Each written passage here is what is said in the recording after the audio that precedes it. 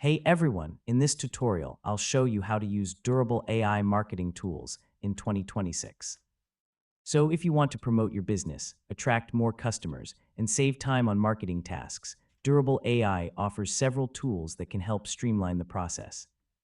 First, sign into your Durable AI account and open your dashboard. Once you're logged in, explore the marketing section or any business growth tools available in your account.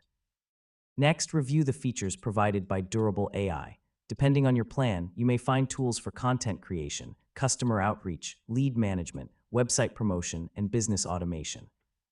Once you're comfortable with the tools, create a consistent marketing workflow that supports your business goals and customer growth.